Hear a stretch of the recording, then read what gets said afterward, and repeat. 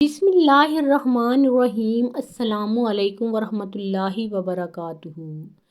ابو طالب کے انتقال کے بعد قریش کھل کر سامنے آ گئے۔ ایک روز انہوں نے آپ صلی اللہ علیہ وآلہ وسلم کو پکڑ لیا۔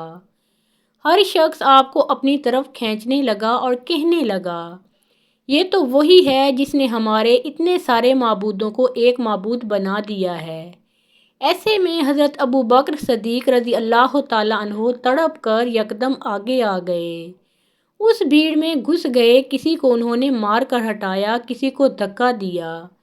وہ ان لوگوں کو آپ صلی اللہ علیہ وآلہ وسلم سے ہٹاتے جاتے اور کہتے جاتے تھے، کیا تم ایسے شخص کو قتل کرنا چاہتے ہو جو یہ کہتا ہے، میرا رب اللہ ہے؟ اس پر وہ لوگ حضرت ابو بکر صدیق رضی اللہ تعالیٰ عنہ پر ٹوٹ پڑے اور انہیں اتنا مارا کہ وہ مرنے کے قریب ہو گئے۔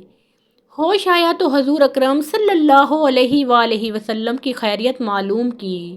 پتہ چلا کہ وہ خیریت سے ہیں تو اپنی تکلیف کو بھول گئے۔ شوال 10 نبوی میں حضور اکرم صلی اللہ علیہ وآلہ وسلم طائف تشریف لے گئے۔ اس سفر میں صرف آپ صلی اللہ علیہ وآلہ وسلم کے غلام حضرت زید بن حارثہ رضی اللہ تعالیٰ عنہ ساتھ تھے۔ طائف میں ثقیف کا قبیلہ آباد تھا۔ آپ صلی اللہ علیہ وآلہ وسلم یہ اندازہ کرنے کے لیے طائف تشریف لے گئے کہ قبیلہ ثقیف کے دلوں میں بھی اسلام کے لیے کچھ گنجائش ہے یا نہیں۔ آپ صلی اللہ علیہ وآلہ وسلم یہ امید بھی لے کر گئے تھے کہ ممکن ہے یہ لوگ مسلمان ہو جائیں اور آپ کی حمایت میں اٹھ کھڑے ہوں۔ طائف پہنچ کر آپ صلی اللہ علیہ وآلہ وسلم نے سب سے پہلے اس قبیلے کے سرداروں کے پاس جانے کا ارادہ کیا۔ یہ 3 بھائی تھے، ایک کا نام عبدیہ لیل تھا، دوسرے کا نام مسعود تھا، تیسرے کا نام حبیب تھا۔ ان تینوں کے بارے میں پوری طرح وضاحت نہیں ملتی کہ یہ بعد میں مسلمان ہو گئے تھے یا نہیں۔ بہرحال آپ صلی اللہ علیہ وآلہ وسلم نے ان تینوں سے ملاقات کی، اپنے آنے کا مقصد بتایا، اسلام کے بارے میں بتایا، انہیں اسلام کی دعوت دینے کے ساتھ مخالفوں کے مقابلے میں ساتھ دینے کی دعوت دی۔ ان میں سے ایک نے کہا، کیا وہ تم ہی ہو جسے خدا نے بھیجا ہے؟ ساتھ ہی دوسرے نے کہا، تمہارے علاوہ خدا کو رسول بنانے کے لیے کوئی اور نہیں ملا تھا۔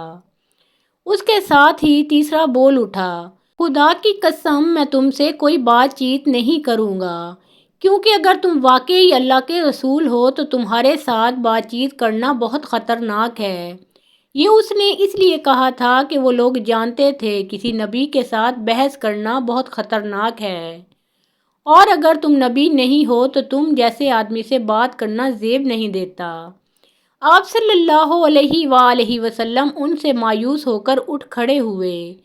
ان تینوں نے اپنے یہاں کے اوباش لوگوں کو اور اپنے غلاموں کو آپ صلی اللہ علیہ وآلہ وسلم کے پیچھے لگا دیا۔ وہ آپ صلی اللہ علیہ وآلہ وسلم کے گرد جمع ہو گئے۔ راستے میں بھی دونوں طرف لوگوں کا ہجوم ہو گیا۔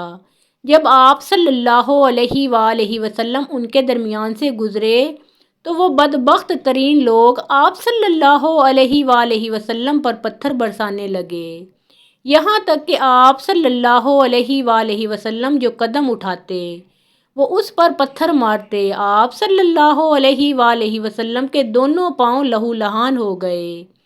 آپ صلی اللہ علیہ وآلہ وسلم کے جوتے خون سے بھر گئے۔ جب چاروں طرف سے پتھر مارے گئے تو تکلیف کی شدت سے آپ صلی اللہ علیہ وآلہ وسلم بیٹھ گئے۔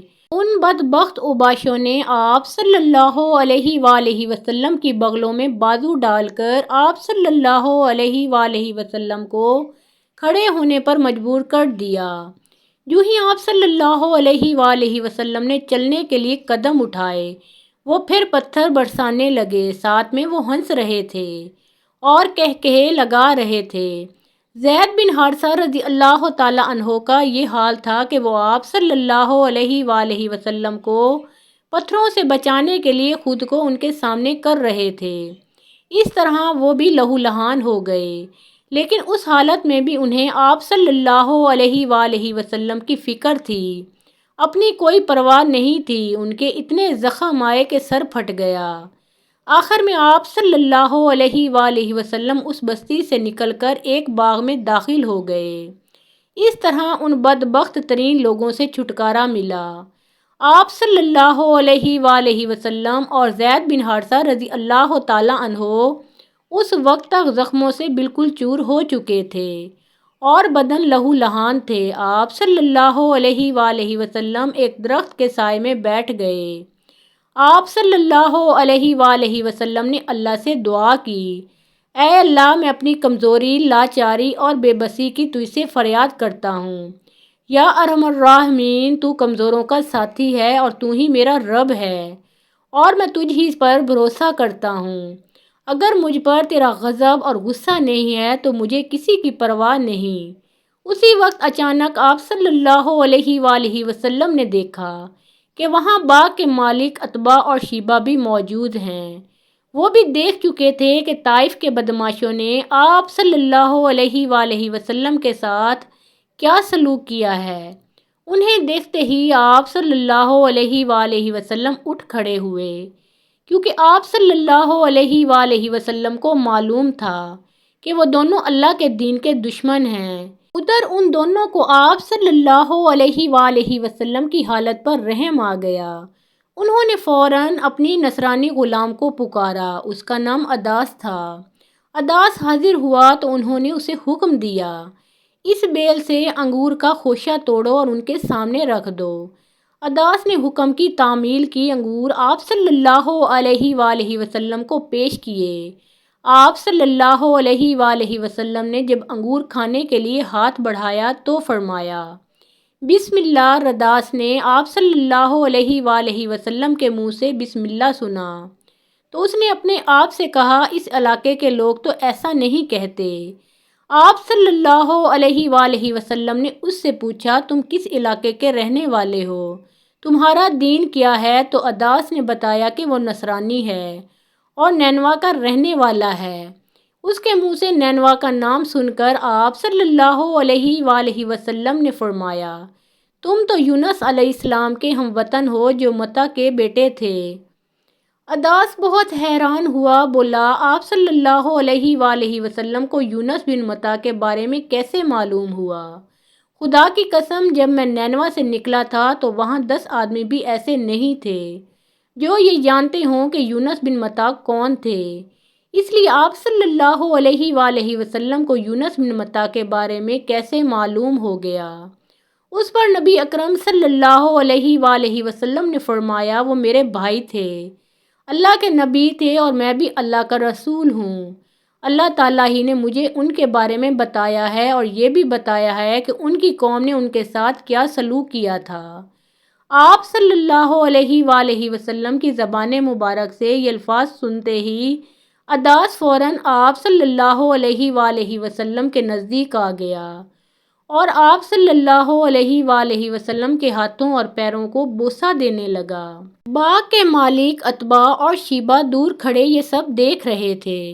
انہوں نے عداس کو آپ صلی اللہ علیہ وآلہ وسلم کے قدم چومتے دیکھا تو اس میں سے ایک نے دوسرے سے کہا، تمہارے اس غلام کو تو اس شخص نے گمراہ کر دیا۔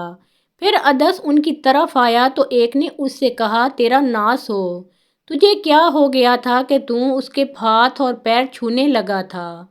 اس پر عدس بولا، میرے آقا، اس شخص سے بہتر انسان پوری زمین پر نہیں ہو سکتا۔ اس نے مجھے ایسی بات بتائی ہے جو کوئی نبی ہی بتا سکتا ہے۔ یہ سن کر عتبہ نے فوراً کہا، تیرا برا ہو، اپنے دین سے ہرگز مت پھرنا۔ ان عداس کے بارے میں آتا ہے کہ یہ مسلمان ہو گئے تھے۔ عتبہ اور شیبہ کے باغ سے نکل کر آپ صلی اللہ علیہ وآلہ وسلم کرن ثعلب کے مقام پر پہنچے۔ یہاں پہنچ کر آپ صلی اللہ علیہ وآلہ وسلم نے سر اٹھایا تو ایک بدلی آپ صلی اللہ علیہ وآلہ وسلم پر سایہ کیے نظر آئی۔ اس بدلی میں آپ صلی اللہ علیہ وآلہ وسلم کو جبرائیل علیہ السلام نظر آئے۔ انہوں نے آپ صلی اللہ علیہ وآلہ وسلم سے کہا، آپ نے اپنی قوم یعنی بنی ثقیف کو جو کہا تھا اور انہوں نے جو جواب دیا، اس کو اللہ تعالیٰ نے سن لیا ہے اور مجھے پہاڑوں کے نگراں کے ساتھ بھیجا ہے۔ اس لیے بنی ثقیف کے بارے میں جو چاہیں اس فرشتے کو حکم دیں۔ اس کے بعد پہاڑوں کے فرشتے نے آن حضرت صلی اللہ علیہ وآلہ وسلم کو پکارا اور عرض کیا، اے اللہ کے رسول، اگر آپ چاہیں تو میں ان پہاڑوں کے درمیان اس قوم کو کچل دوں یا انہیں زمین میں دھنسا کر ان کے اوپر پہاڑ گرا دوں۔ محترم ناظرین، پیارے آقا محمد مصطفیٰ صلی اللہ علیہ وآلہ وسلم کا پیارا نام ایک بار کامنٹ سیکشن میں ضرور لکھیں۔